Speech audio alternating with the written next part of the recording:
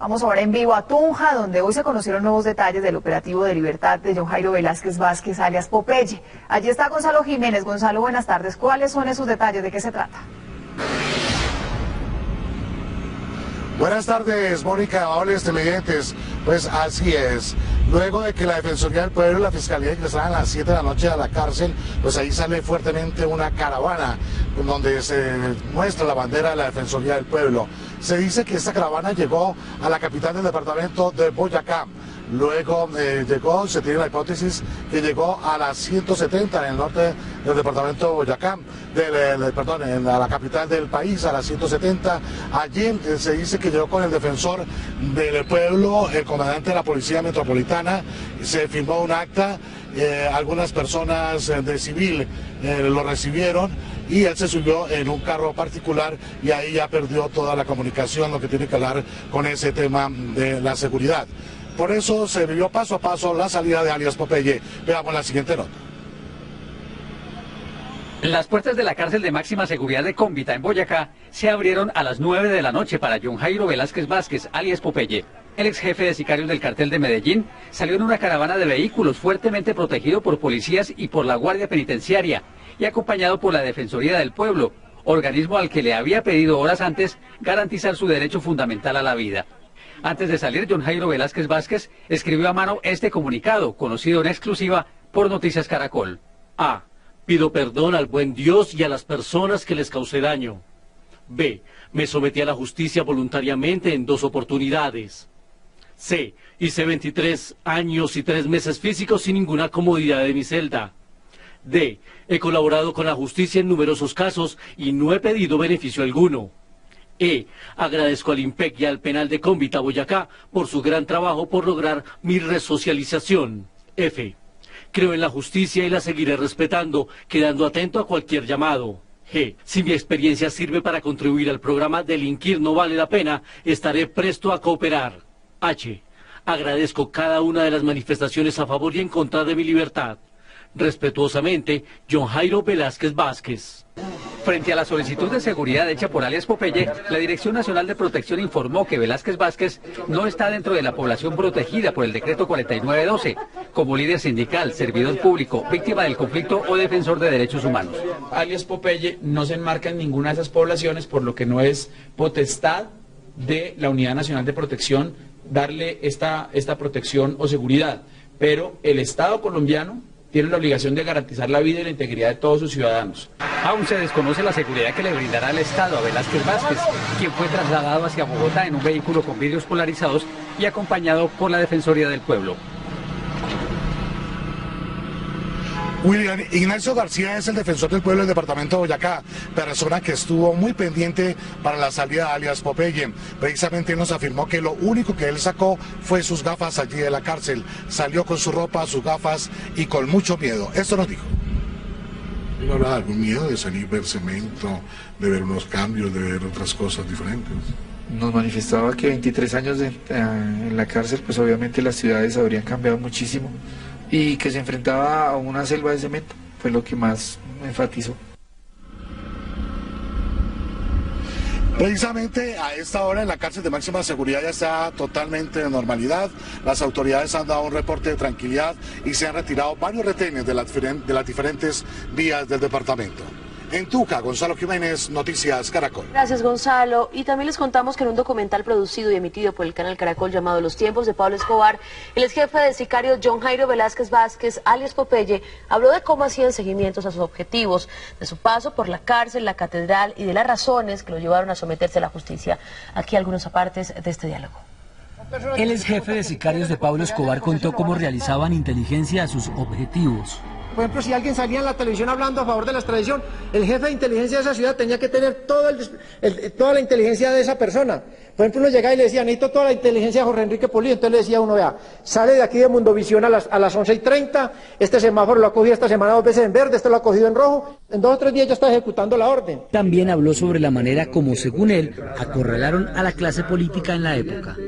Hay 3 casas en Colombia importantísimas de los políticos que Pablo Escobar y nosotros atacamos, que es la casa Turbay, la casa Pastrana y Los Santos. Entonces empezamos a acorralar la clase política y enfocarnos hacia la clase política. Nosotros lo obligamos a hacer la constituyente del 91. Nosotros nos entregamos a la justicia. Yo soy el primero que me entrego el día que cae la extradición. Recordó su paso por la cárcel La Catedral en compañía de su jefe Pablo Escobar. Cuando se empieza a construir la cárcel La Catedral, él organizó que el muro que sostenía la malla de la cárcel, donde había una malla electrificada también, 4 ladrillos de esos estuvieran pegados con yeso.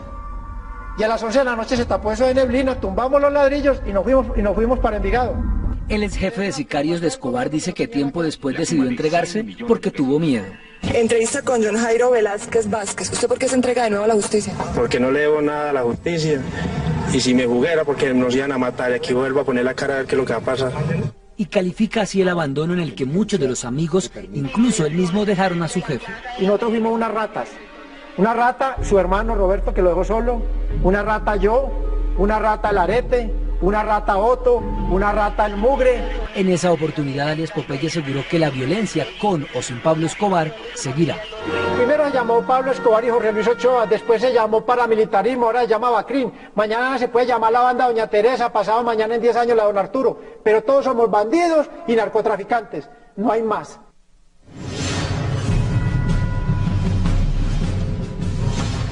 En Noticias Caracol, las noticias tienen contexto. John Jairo Velásquez Vázquez, uno de los sicarios del narcotraficante Pablo Escobar, tiene un extenso prontuario criminal, alias Popeye. Incluso asesinó a una de sus novias por orden de Escobar.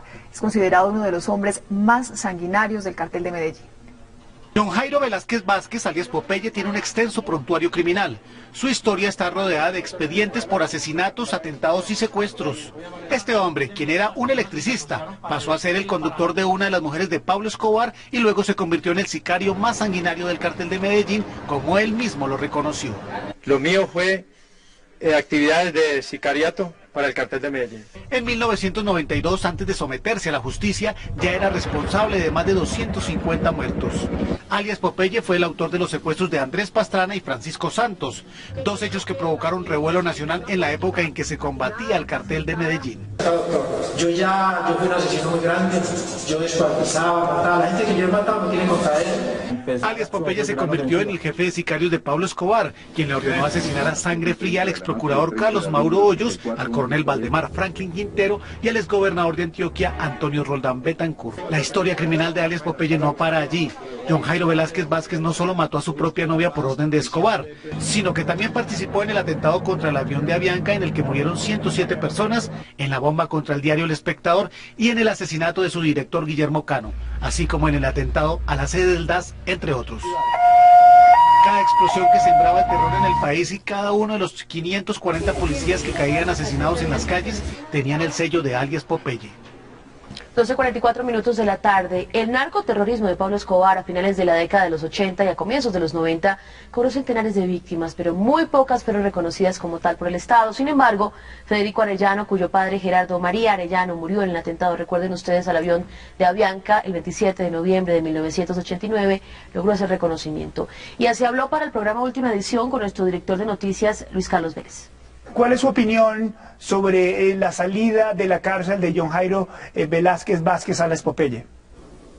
Pues Luis Carlos, nuestra opinión ha sido desde la organización que presido, la Fundación Colombia con Memoria, que representa víctimas de Escobar, una muy objetiva, una muy clara desde el punto de vista jurídico. Yo como abogado tengo que ser muy preciso en lo que voy a decir, y es lo siguiente: este día iba a llegar, es decir, sí o sí Popeye tenía que cumplir una condena y tenía que obviamente recuperar su libertad, como cualquier preso en un Estado de Derecho que no contempla penas, digamos, a perpetuidad en prisión.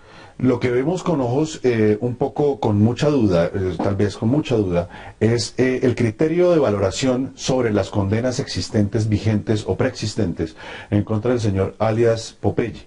¿Qué quiero decir con esto? Él tiene una condena que está terminando de ejecutar o que terminó de ejecutar, que con las 3/5 partes del subrogado penal que establece el Código Penal obtendría la libertad. Hay una condena de 2008, condena que establece 12 años y 12 meses de prisión en contra de Popeye. En el mejor de los casos, con rebaja de penas, con beneficios, con subrogado penal, él tendría que estar preso hasta el año 2018. no hasta el 26 de agosto de 2014. ¿Por qué la Fiscalía no habría encontrado o no habría decidido frente al argumento que usted nos está exponiendo esta noche?